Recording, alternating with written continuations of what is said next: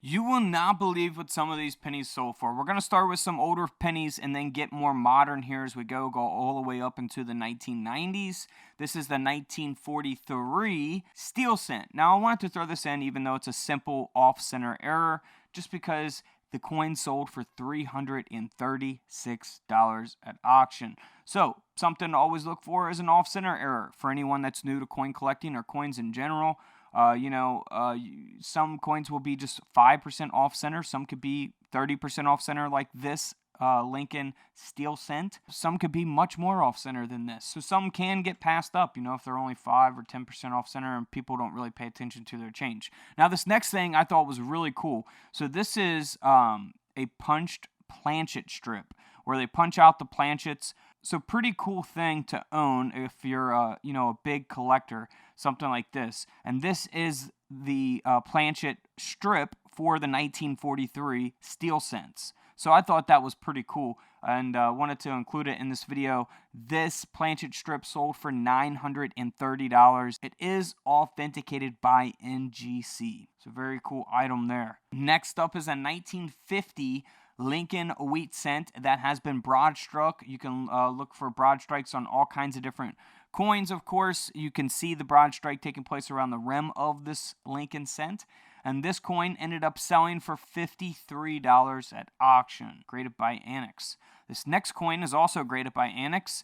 It's the 1956 wheat penny, and the coin could definitely get passed up if people do not pay attention to their coins very often. As you see, down by the date, you'll see the date twice, and that's because the coin has been double struck. So always inspect your coins closely. This coin ended up selling for $204 at auction. Graded by Annex at an AU58. Moving right along to a 1957 wheat penny. This coin here looks damaged, doesn't look very interesting or anything like that here on the obverse of the coin.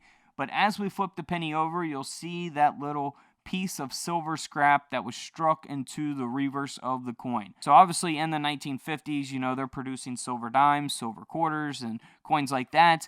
And, silver's going to be around in the mint, right? It's always going to be around in the mint. And a piece of silver scrap was struck into this wheat penny. This coin ended up selling for $480 at auction, graded by NGC at a mint state 64 brown. Next up is a 1960 large date Lincoln cent. So if you're not familiar with large date versus small date, here's an example of the large date versus the small date 1960 Lincoln cents. So you'll see the difference really in the O. If you look at each O, the zero of the date there, you can tell a huge difference from the small date and large date. Now on this coin has a mint error. You'll see that the planchet is cracked there around the 3 o'clock spot of this penny, and it is graded by NGC at a mint state 63 red. This coin sold for a little over $50 at auction, so not a super valuable coin, but it's $50 for a penny. Now this next coin I really like. It was struck onto a defective cracked planchet. You can see the crack from one rim of the coin to the other side of the coin. And it's a 1961 Lincoln penny, graded by NGC at a mint state 64 red. This coin sold for $192, all because of that cracked planchet. Almost a $200 penny there. Now here is an indent error on the 1964 Lincoln cent. This penny here, graded by Annex at a mint state 65 red brown, ended up selling for $67 at auction. Moving on to a 1993 Lincoln cent. Now this coin has been multi-struck and broad struck. A pretty obvious type of mint error. This is, sticks out like a sore thumb, right? So this coin, graded by PCGS at a mint state 65 red, sold for $79 at auction, nearly an $80 penny there. And then we have a 1995 penny that was struck onto an unplated planchet. A lot of people get these confused with, science experiment pennies. You could turn a penny just about any type of color with heat and things like that, chemicals and stuff. So this is actually a mint error, and it's a very valuable one as well. This penny ended up selling for $660 at auction because of that mint error, the unplated planchet.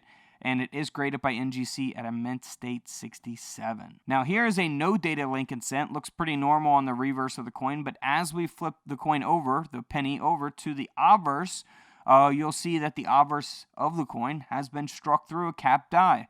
So you will not see, very faintly see the obverse design of the Lincoln cent here. This coin, graded by NGC, sold for around $100.